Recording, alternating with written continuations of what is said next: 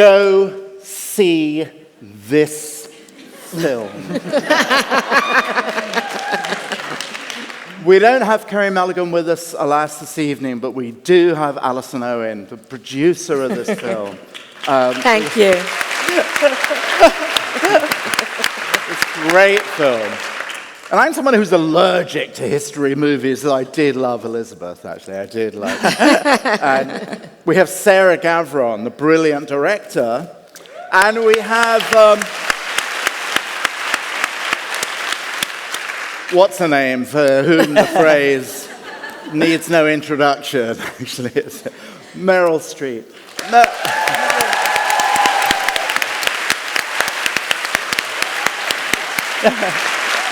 Meryl's moment there as Emily in Pankhurst is like actually somebody tossing a stone into a pool of water, and it's a small stone, and this vast projection of fountain-like power comes out. So how did you become Emily in Pankhurst?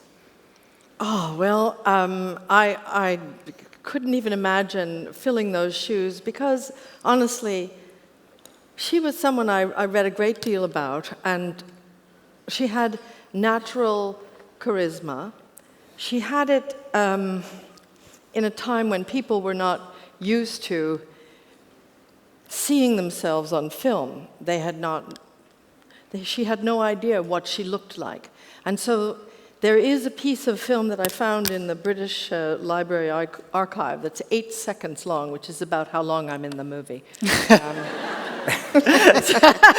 Sorry.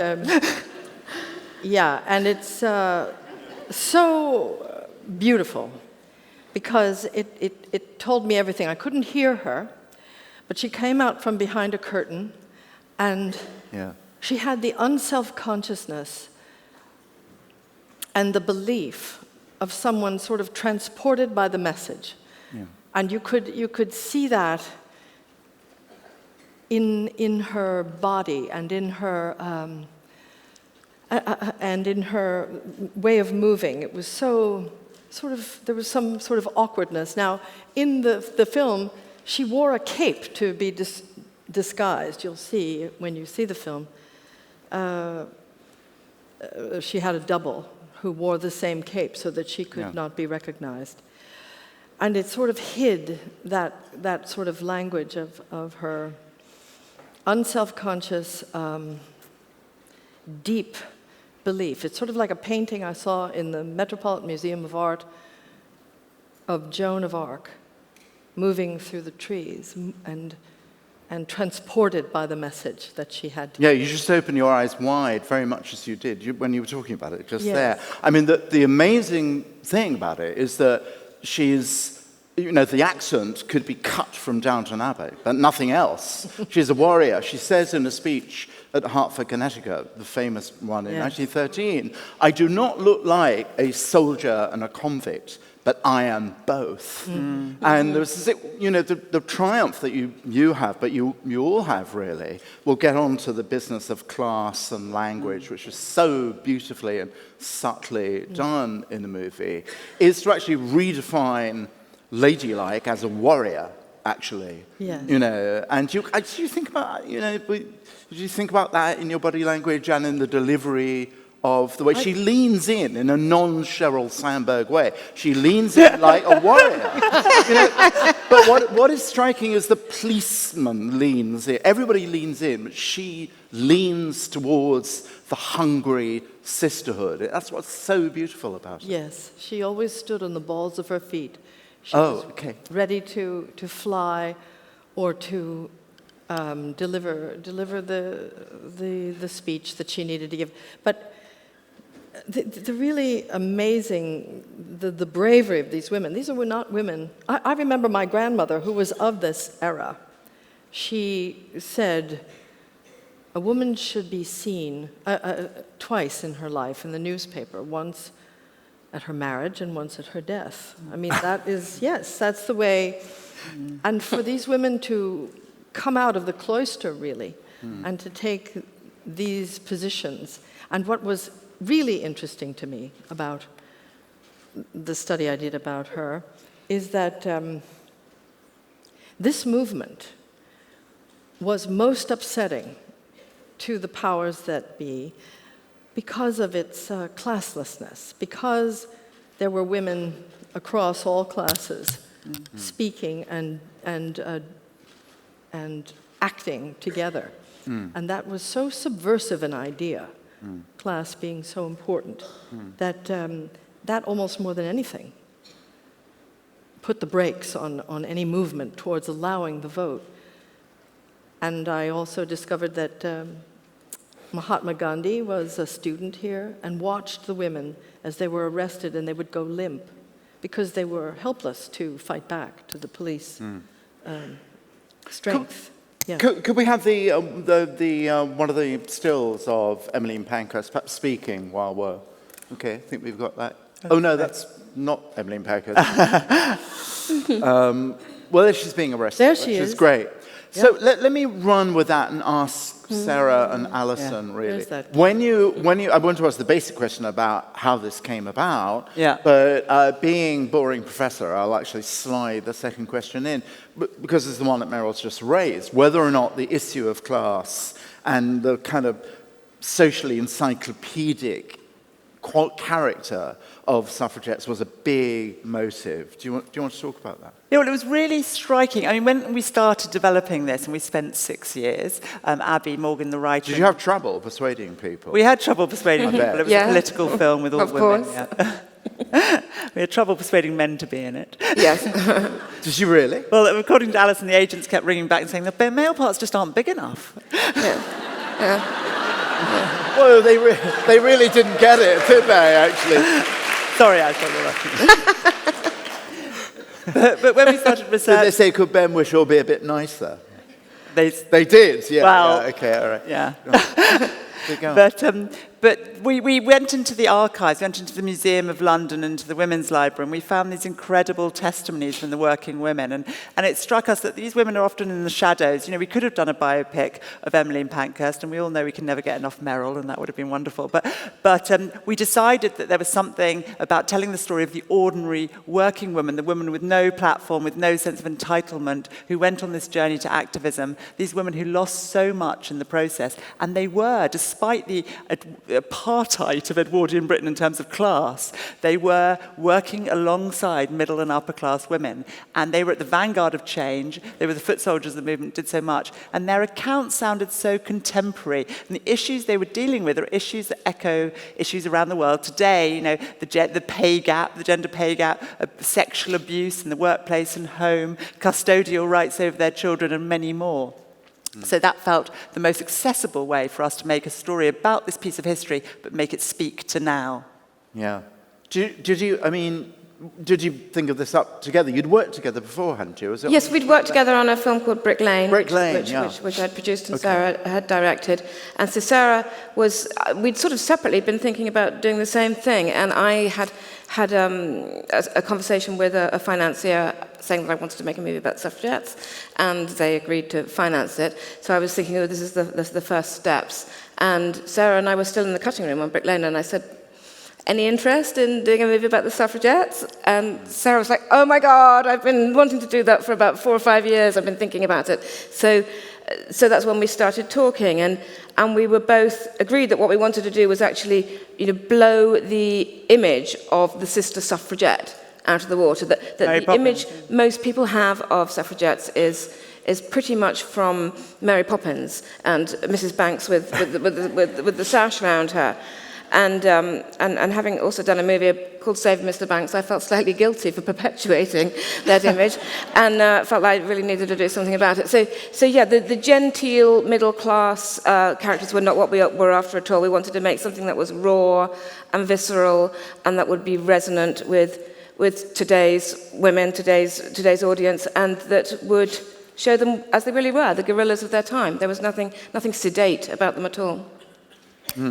I mean, the clip we saw, and actually a very big part of the whole film, is about the relationship, really, between private and political life, actually, and how, it's always difficult for anybody, actually, men too, to think of actually sacrificing, possibly, tenuous tenuously held together, especially if you're low down in the social stratum, tenuously held together, subsistence, prosperity, job. And actually, Emmeline Pankhurst often said, I know people have suffered, actually. That was also in a clip, but she often said that. And she said, you don't make, a revolution you can't make an omelette without breaking eggs. And she always went out of her way to express real, for once, a word I don't particularly like, but it's correct, and it's empathy for those who were doing it. So the sense, one of the great things is that actually the Kerry Mulligan figure called Maud, who you made up, who works in a laundry, is very slowly led into this. So did you think a lot actually about what it took actually for someone who's not only whose husband can't really understand it, but whose whole world is not designed for political self-mobilization? That's a big bit of it. Yeah, the personal cost, what they sacrificed was just extraordinary. And, homes, jobs, families, and went to prison, hunger striked, endured force feeding. Emily Wilding-Davison was force-fed 49 times, others more than her. We couldn't get over that. We looked around, we endlessly sat in meetings and thought, who do we know now that would do that? It showed what they were up against and how desperate they were to be acknowledged as citizens and to have rights. When Emmeline Pankhurst is actually making a lot of her speeches, she's been to prison 4 times. She's in and out all the time. How old is she actually at that point? Well, she's in her late 50s. Well, she's sort of early 60s around then, yeah. Okay. She died in 1928, 3 weeks after they got the full vote. Right, finally, yeah. Did you actually think, Meryl, about her, being worn by, or actually physically worn by this privation and torture, really? Yes, her family was very worried about her because she constantly went in and would go on hunger strike, and they would provoke her, but they wouldn't force feed her because she was too important, and the horror of that would not evade the headlines. Part of it was the press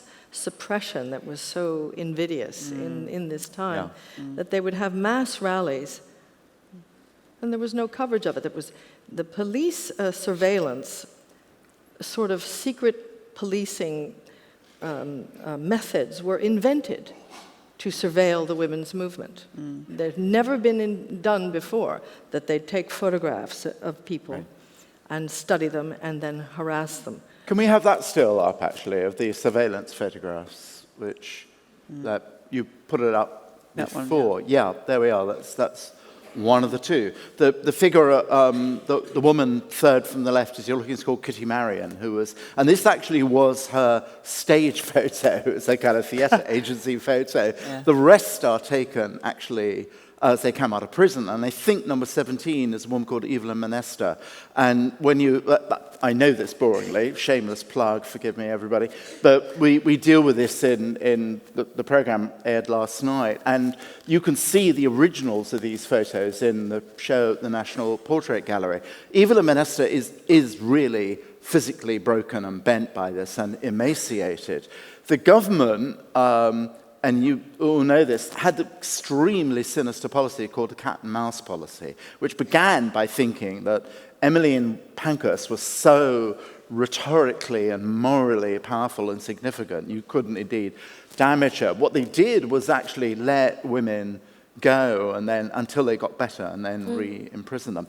Now, the force feeding, how did you, because it is terrifying, actually, absolutely terrifying. And how did you think about how you would do that? And I guess more extensively, since I am the gender I am, you can't help. Tell me what you thought about how you were going to portraying the world of men in this. Because it's actually not one of the great achievements is it's not crude at all, just the opposite. Talk about that, Sarah, and then Alison. Well, we kept on thinking about, who were these men? They obviously weren't all villains, and we wanted to reflect the different shades of men. So there were men. There's a character in the film who's married to the Helena Bonham Carter character, who is one of the men who supports the movement. And there were a handful of men who supported women and even went to prison for the cause. And there was one MP who resigned over the cat and mouse bill. And then there were also men like Inspector Steed, who's played by Brendan Gleeson, who surveys the women, who's so close. He's watching what the women are doing. He's trying to uphold the law, but he's beginning to question that law as he watches. And then we also had Maud's husband, played by Ben Whishaw, who's really a man trapped by the conventions of his time. On the Evelyn and Monesta thing, there's an amazing story, which I'm sure you know and might even be in your programme, about Probably not, but go on. about the policeman holding over her neck. Yes, it's in the exhibition. Yes, Talk about that. So there's a photograph, a surveillance photograph, and obviously she's being held by a policeman like this so that they can take a photograph. And then they were clearly a little bit embarrassed about it, so they photoshopped out in 1912 the arm and put in a scarf. Yeah, yeah, it's amazing. Yeah. Nice scarf. Can we have those surveillance pics back just for a minute, if we could? That one or the other photograph, if you can do it. Okay, maybe not. But actually, there it is, okay. Oh, yeah, there they are. And actually, Oh, that's the one with the number scarf. 4. Yeah. 10. Oh, no, yes, that's right. Yeah. That's right. Yeah. Yes, number 10. You can see her expression is a So bit it was actually a Bobby's arm around her. Yeah. It's really an extraordinary story. These are the first secret surveillance photos. The first long lens, it was called the Ross lens, was patented in 1912. And the first customer was Reginald McKenna's Home Office. And they buy it because these incredibly brave women are not about to pose for mugshots. So that he's got to have been unpleasant, little man called Mr. Burrows sits in his motor car outside Holloway Prison, and he has a little stepladder and goes up and takes pictures of the women exercising. And the reason National Portrait Gallery has it is that they were distributed to museums that were a target for militant suffragettes. And the National Portrait Gallery, you want to know who that was, said, these are, after all, portraits, and we'll keep them. And that's why they're the only ones that survive. It's a great story. Let's talk about militancy, because again, Alison, it's one of the things that actually has enormous resonance, really, in a contemporary world is how tough do you get? And there's a deeply, profoundly moving moment in the film when there's a kind of difference of opinion between two women. So about how tough, how militant, do you get in that? Well, it's such an interesting question that's been debated throughout time about whether how far do you go if you haven't got a democracy, if you haven't got a voice, how far can you go to achieve that? And you can look at Gandhi and his peaceful protest, and you can look at Nelson Mandela and what he did to achieve what he could. And I think the suffragettes instituted this campaign of violence against property only after about 50 years of peaceful protest, and it was out of sheer frustration of what else can we do. And still, they obviously didn't want to harm people or injure anyone in any way. So it was simply against property, but it was out of just a complete inability to think of anything else they could do other than do that. And I think it's a difficult question, but I would have sympathy for someone who was in the same position today. I mean, if you haven't got a voice and you haven't got any power and no one's listening to you, you need to take some action. Can we run the second beautiful clip which is a confrontation between the Kerry Mulligan figure, who's become militant and who's suffered and has been force-fed, and a beautifully written, I wish Abby Morgan was here. God, she's terrific. A beautifully written part, again, amazingly well acted by Brendan Gleeson, of an Irish policeman, and there was a wonderful kind of allusion in a way to the Irish rebellion going on, the Irish Civil War going on. And he really understands both sides. So if we just run that clip, it speaks to exactly the point Alison's just made.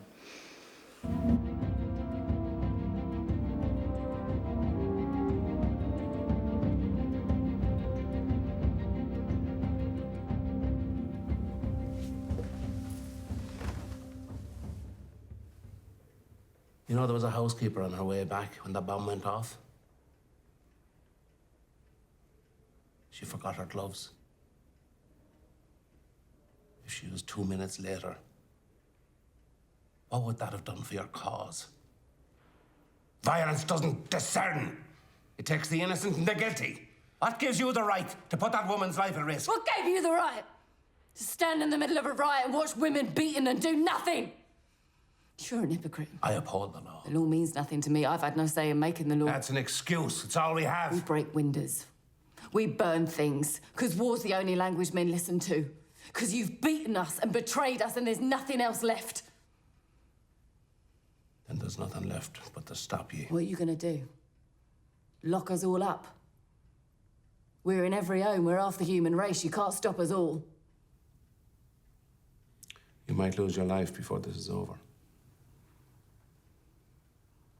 We will win.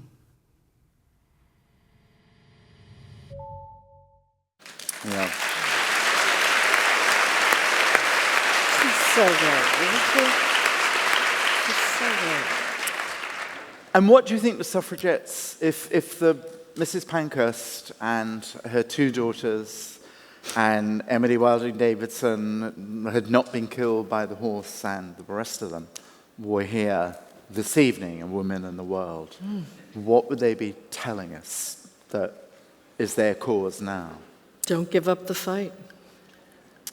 It's not over. Yeah.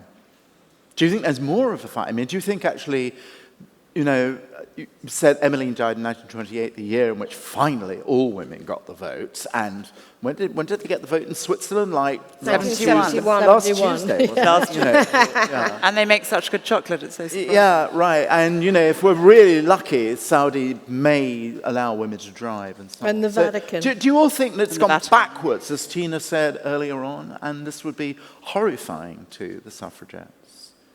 Well, I was asked last night when we were going in on the red carpet. Faye and I, the other producer who's not here, was asked by an interviewer who caught us off guard with the question. She said, if Emmeline Pankhurst and the other suffragettes were here tonight, what do you think they would think of the progress since they got the vote for you? And Faye and I just looked at each other and went, I think they'd be disappointed. And I think they'd be thrilled. I think they would be thrilled. At least it's astonishing. Think of what the world was like in 1913. The marriage age was 12. When a girl got married, she lost her name and everything she owned, from her combs to her shoes, belonged to her husband. Any money that she brought to the marriage was his. Any children born of that union were also his. So she could leave him and run away, but she had no agency, she had no choice. If the 12-year-old, if he decided she didn't need to be educated, that child was not educated because it was he who paid for the education of his children. If she married and went off in a profitable marriage, his wife legally had nothing to say about it. This kind of describes many places in the world right now.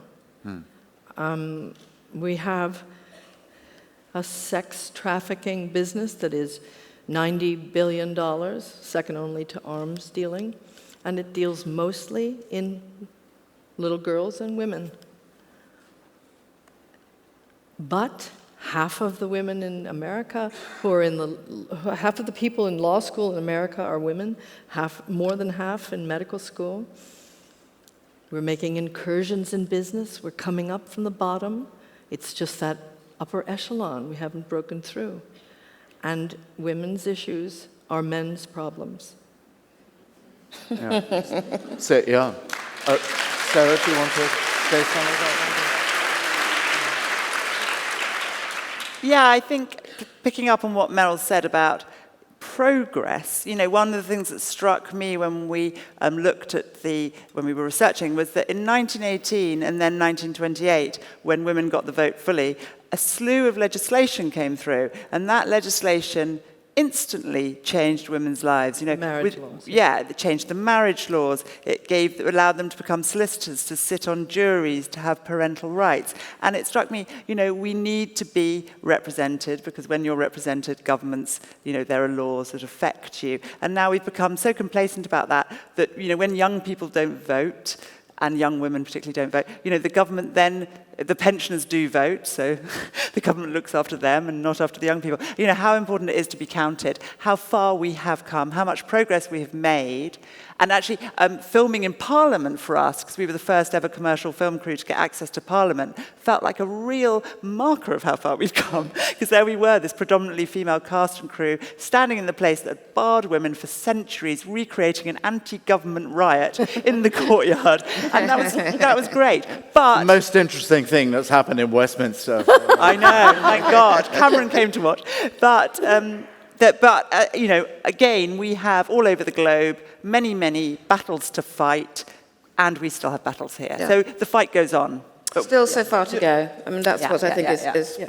disappointing, that in 100 years since the suffragettes got rid of everything that Meryl's just outlined, that there's still such a discrepancy in gender divisions and But everything. think about how the world was for 10,000 years up until 150. Well, So, Yeah.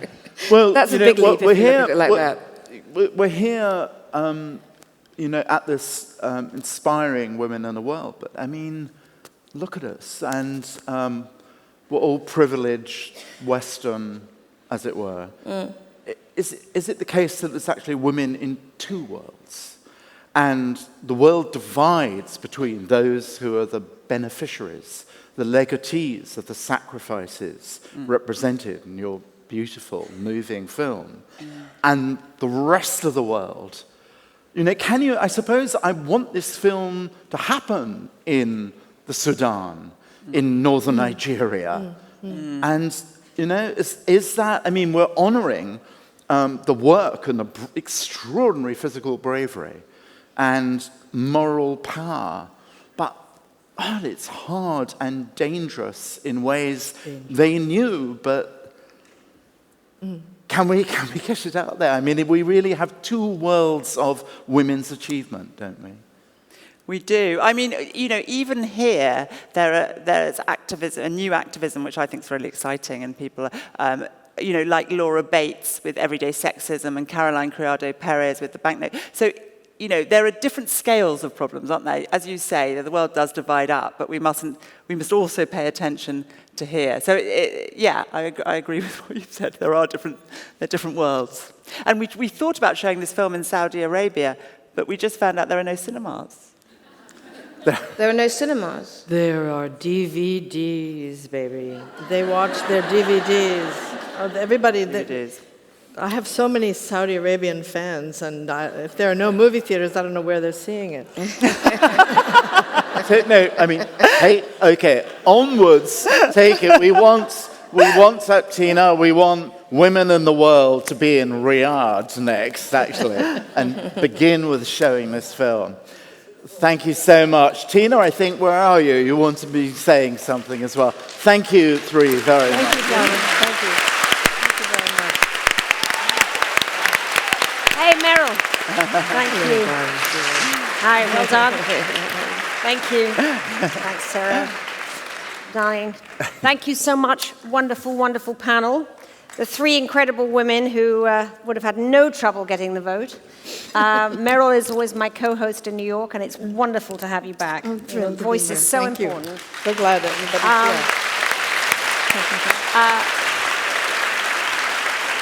here. We've heard from incredible women on this stage tonight. Rania, Zana, Vlan and her sister, and Ursula. And this trio, and then, of course, Simon with the moderating. It's been amazing to hear you. So powerful, so moving. Thank you so much, I think, from all of us, for your courage and all of these stories that we've heard this evening.